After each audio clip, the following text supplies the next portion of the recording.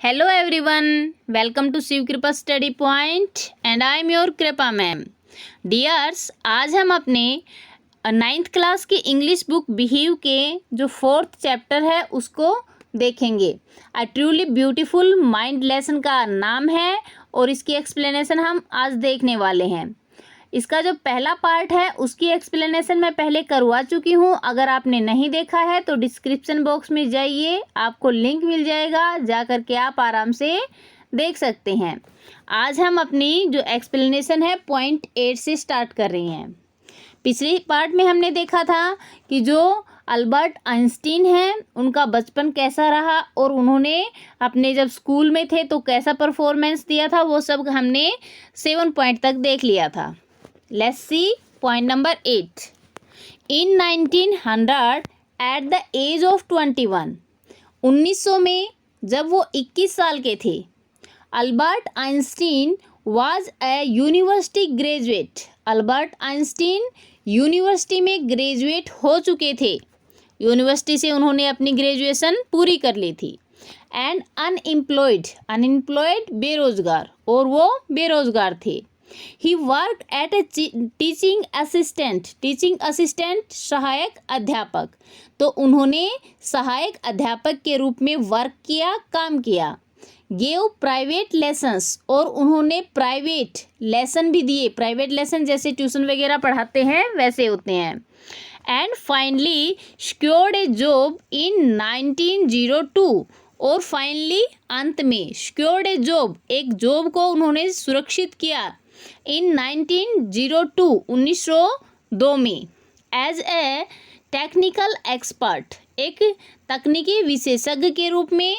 In the patent office in burn, जो burn थी उसके एक पेटेंट ऑफिस में। While he was supposed to be assessing other people inventions, while जबकि he was supposed, उन्हें suppose किया गया था, उन्हें निश्चित किया गया था to be assessing other people's inventions, जो दूसरे लोग थे उनके इन्वेंशन को, आविष्कारों को असेंस करने के लिए, जांच करने के लिए उनकी। Einstein was actually developing his own ideas in secret. Secret का मतलब होता है गुप्त रूप से, और एक्चुअली वास्तव में, डेवलपिंग विकसित कर रहे थे। तो जो आइंस्टीन थे वो वास्तव में अपने खुद के जो आइडिया थे उनको गुप्त रूप से विकसित कर रहे थे। He is said to have jokingly, और वो मजाक में कहा करते थे, जोकिंगली मजाक में। कॉल्ड हिज डेस्क ड्रोवर, जो उनकी डेस्क थी, मेज थी, उसके ड्रोवर को कहते थे। एट द वर्क बेनराउ थ्योरिटिकल फिजिक्स, जो तथ्यात्मक फिजिक्स थी उसका कार्यालय वह कहा करते थे। कार्यालय होता है बेरेउस। आगे देखिए, one of the famous paper of 1905, जो 1905 का 1905 का एक फेमस पेपर था, प्रसिद्ध अखबार था, was Einstein special theory of relativity. उसमें आइंस्टीन की एक स्पेशल थ्योरी आई थी रिलेटिविटी के ऊपर, सापेक्षता के ऊपर। अकॉर्डिंग टू विच, जिसके अनुसार क्या था, अकॉर्डिंग टू विच जिसके अनुसार time and distance are not absolute, जो समय और दूरी है वो एब्सोल्यूट नहीं है, वो निश्चित नहीं है। आगे देखिए, इंडीड वास्तव में, टू परफेक्टली एक्यूरेट क्लॉक्स, जो दो एकदम सही करेक्ट क्लॉक्स हैं, घड़ियां हैं, will not continue to show the same time, वो एक जैसा समय नहीं दिखाएंगी। If they were together again, अगर उन्हें उन दोनों को एक साथ नहीं किया जाए। आफ्टर ए जर्नी, एक यात्रा के दौरान। If one of them has been moving very fast, अगर उनमें से एक बहुत ज़्यादा तेज चलने लग जाए। रिलेटिविटी टू द अनदर, जो दूसरे से संबंध रखती है।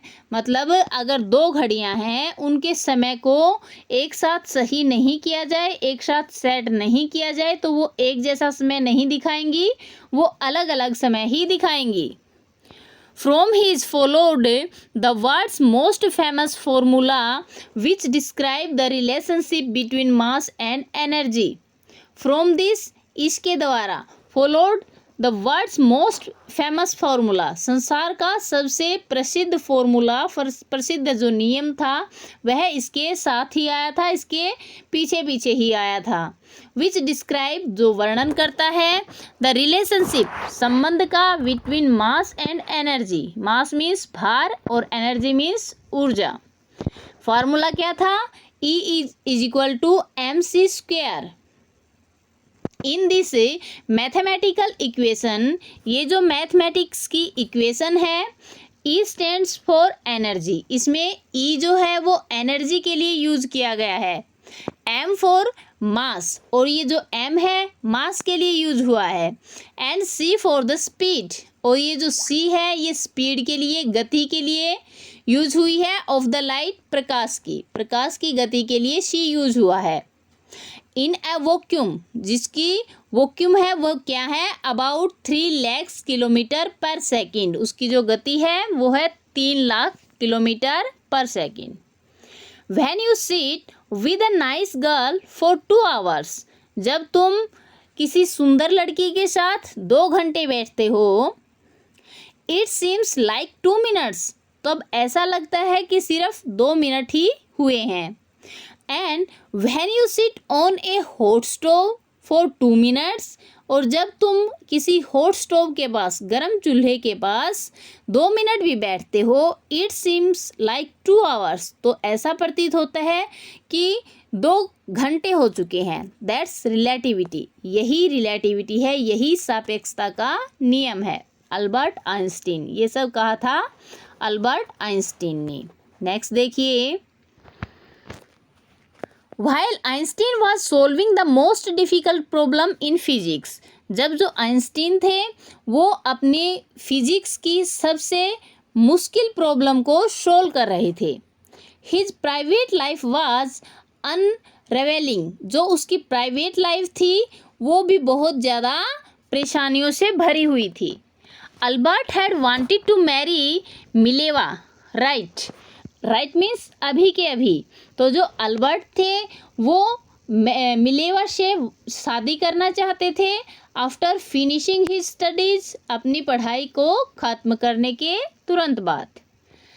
बट लेकिन his mother was against it, उसकी जो माँ थी वो इससे विपरीत थी, इसके विरुद्ध थी। शी थॉट, वह सोचती थी मिलेवा के बारे में, who was 3 years old than her son, जो कि उसके बेटे से 3 साल बड़ी थी। Was too old for him, वह उसके लिए बहुत बड़ी है।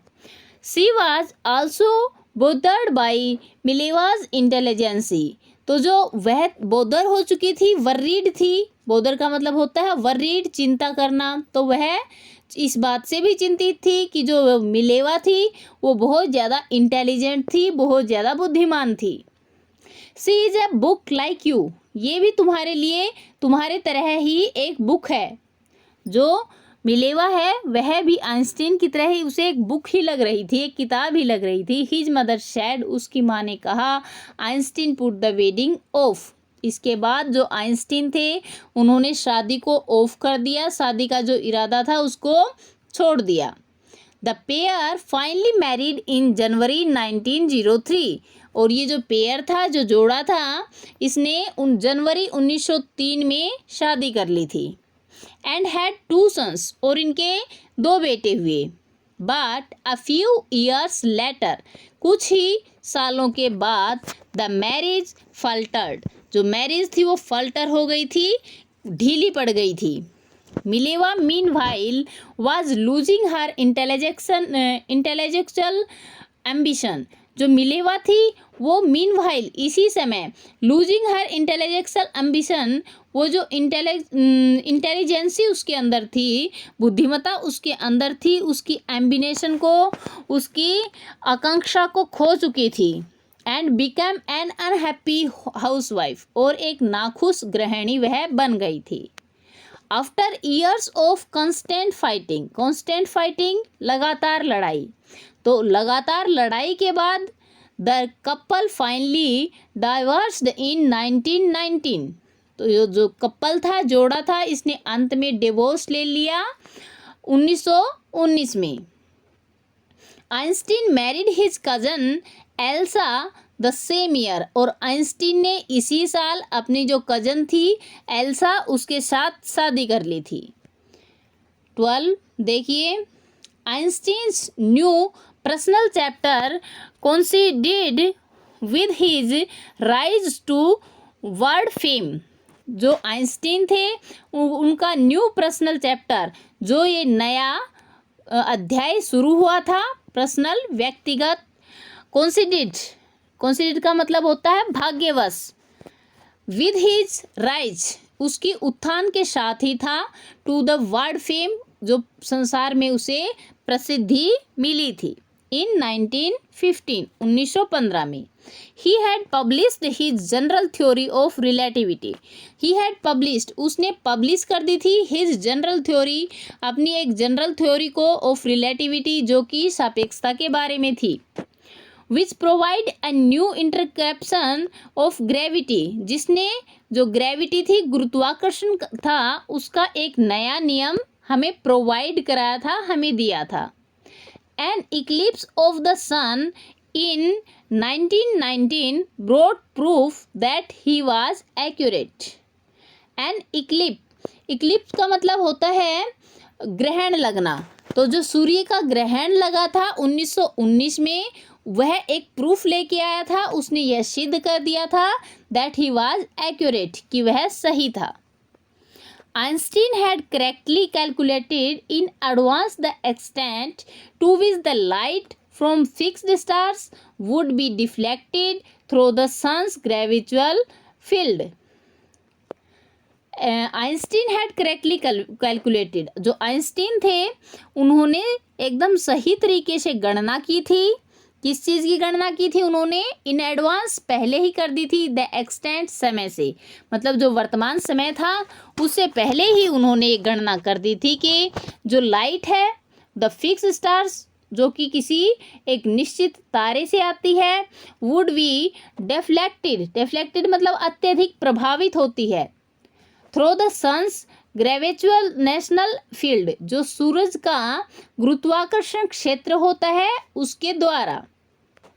The newspaper proclaimed his work as a scientific revolution, जो न्यूज़पेपर थे उन्होंने प्रोक्लेम किया था, मतलब उन्होंने ये घोषणा कर दी थी कि जो उनका काम है वो एक साइंटिफिक रेवोल्यूशन है, वैज्ञानिक क्रांति लाने वाला है। अगला देखिए, Einstein received the Nobel prize for physics in 1921, जो आइंस्टीन थे उन्होंने रिसीव किया, प्राप्त किया नोबेल प्राइज को फॉर फिजिक्स के लिए इन 1921 में। He was showered with honour, shower का मतलब होता है बौछार होना, तो ही वॉज शोवर्ड उन पे बौछार हो गई थी, किस चीज़ की? ऑनर की, सम्मान की, एंड इनविटेशंस और निमंत्रणों की, from all over the world पूरे संसार से, एंड लाउडेड बाय द प्रेस, लाउडेड का मतलब होता है प्रेज करना, प्रशंसा करना, और वो जो प्रेस थी उसके द्वारा प्रशंसा के पात्र बने थे। प्रेस का मतलब समाचार पत्र वगैरह जो छापते हैं, न्यूज़पेपर जो निकालते हैं वो बोलती है प्रेस। अगला देखिए, when the Nazis come to the power in Germany in 1933, when जब the Nazi came to power सत्ता में आए, शक्ति को उन्होंने प्राप्त किया इन जर्मनी में 1933 में। Einstein imaged to the United State, image का मतलब होता है अपनी जगह को चेंज करना, एक जगह से दूसरी जगह पे जाना, तो जो आइंस्टीन थे वो यूनाइटेड स्टेट अमेरिका में चले गए थे। 5 years लेटर, 5 साल के बाद, the discovery of nuclear fission, जो नाभिकीय विखंडन की डिस्कवरी थी, खोज थी, इन बर्लिन में had American physics in an uproar होता है चिंता का विषय, तो वो जो अमेरिका के वैज्ञानिक थे उनके लिए चिंता का विषय थी। Many of them had fled from fascism, तो उनमें से जो वैज्ञानिक थे उनमें से बहुत सारे वैज्ञानिक फ्लेड हो चुके थे, प्रभावित हो चुके थे फासिज्म से। जस्ट एज आइंस्टीन हैड, जैसे कि आइंस्टीन खुद हुए थे। एंड नाउ, और अब, दे वर अफ्रेड द नाजीज, अब वो जो नाजी थे उनसे अफ्रेड थे, डरे हुए थे। Could build and use N atomic bomb, उनको लगता था कि जो नाजी हैं वो कुड बिल्ड बम, एक बम को बना सकते हैं, एंड यूज इट, और उस एटॉमिक बम का यूज कर सकते हैं।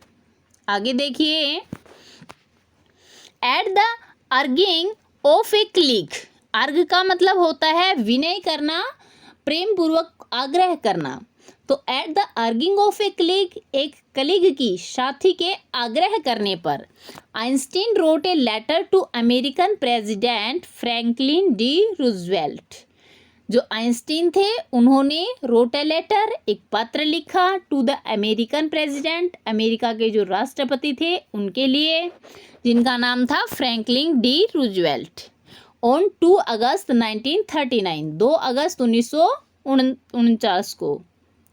इन विच ही वारंट, जिसमें उन्होंने वारंट किया था, चेतावनी दी थी, a single bomb of this type, इसी तरह का कोई एक सिंगल बम भी, अकेला बम भी, एक्सप्लोडेड इन ए पोर्ट, जो कि एक पोर्ट में, एक बंदरगाह में एक्सप्लोड किया जाए, फोड़ा जाए, माइट वेरी वेल डिस्ट्रॉय, वो अवश्य ही अच्छी तरह से डिस्ट्रॉय कर देगा, विनाश कर देगा, द होल पार्ट टुगेदर, पूरी बंदरगाह का एक साथ, with some of the surrounding territory, surrounding territory का मतलब है जो आसपास का इलाका है, आसपास के है राज्य हैं, उनके साथ ही।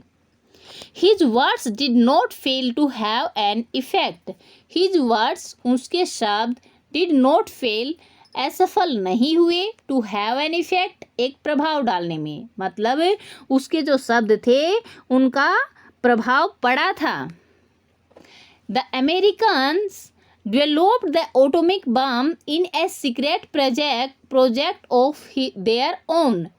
जो अमेरिका थे उसने डेवलप किया, विकसित किया अपने एटॉमिक बम को, इन ए सीक्रेट प्रोजेक्ट, अपने एक गुप्त जो अभियान था उसी के थ्रू, एंड ड्रॉप्ड इट, और इसको डाल दिया, on the Japanese city, Japan के जो शहर थे, Hiroshima and Nagasaki, in August 1945, Hiroshima और नागासाकी पर 1945 में। आगे, Einstein was deeply shaken by the extent of the distraction, जो आइंस्टीन थे वो डीपली शेकन, अंदर तक हिल गए थे, वह बुरी तरह हिल गए थे, by the extent of distraction, जो ये वर्तमान समय में विनाश हुआ था इसके कारण। This time he wrote a public massive, इस समय उन्होंने पब्लिक मैसिव लिखा, एक जनता के नाम संदेश लिखा, टू द यूनाइटेड नेशन में। It is he propose the formation of a world government, इसमें उन्होंने एक प्रपोज किया था, उन्होंने एक सुझाव दिया था, formation of a world government की, जो संसार है, पूरा विश्व है, उसकी एक गवर्नमेंट बनाई जाए, उसकी एक सरकार बनाई जाए। Unlike the letter of Roosevelt, जो रूजवेल्ट को उन्होंने पत्र लिखा था उसकी तरह ये नहीं था। This one made no impact, इसका कोई इम्पैक्ट नहीं पड़ा, इसका कोई प्रभाव नहीं हुआ था। बट ओवर द डेबेट्स, दशकों के बाद, डेबेट का मतलब दशक, तो दशक के बाद Einstein got over more involve in politics, जो आइंस्टीन थे वो मोर इन्वॉल्व हो गए, और भी ज़्यादा इन्वॉल्व हो गए इन पॉलिटिक्स में।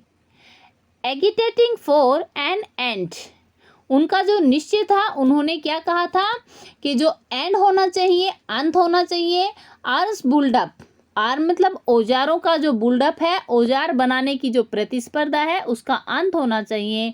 एंड यूजिंग हिज पॉपुलरिटी, और अपनी जो प्रसिद्धि थी उसको प्रयोग करते हुए ही कंपेन, उसने अभियान चलाए फॉर पीस एंड डेमोक्रेसी, शांति और लोकतंत्र के लिए। When आइंस्टीन डाइड इन 1955, और जब आइंस्टीन 1955 में मृत्यु को प्राप्त हुए थे एज द एज ऑफ 76, 76 की उम्र में, ही वॉज सेलिब्रेटेड, तो उनको सेलिब्रेट किया गया था, उनको एक सेलिब्रिटी माना गया था, ऑफ ए विजनरी, एक दूरदृष्टा के रूप में, एंड वर्ल्ड सिटीजन, और जो विश्व का नागरिक होता है उसके रूप में, as much as a scientific genius, और इससे ज़्यादा भी उन्हें अपूर्व, जीनियस का मतलब है अपूर्व बुद्धि वाला, विलक्षण बुद्धि वाला वैज्ञानिक उन्हें माना गया था। तो डियर स्टूडेंट, ये था हमारा चैप्टर 4 का जो एक्सप्लेनेशन है वो। आई होप आपको समझ में आ गया है, चैप्टर क्लियर हो गया है। अगर चैप्टर क्लियर हो गया है तो वीडियो को लाइक कर दीजिए। अगर नहीं हुआ है, कोई प्रॉब्लम रहती है तो कमेंट कर लीजिए। कमेंट में आप मुझसे पूछ सकते हैं, मैं आपकी कमेंट का रिप्लाई ज़रूर करूँगी। और अगर अभी तक आपने चैनल को सब्सक्राइब नहीं किया है तो सब्सक्राइब कर लीजिए। वीडियो के नीचे रेड कलर का बटन है, उसको प्रेस करके ब्लैक कर लेना। पास में बेल आइकन आएगा, उसको ऑल पे सेट कर लेना। ये फ्री ऑफ कॉस्ट है, इसका आपको कुछ पैसा नहीं देना पड़ता। Thank you for watching. मिलते हैं नेक्स्ट वीडियो में। Till then bye bye, have a great time.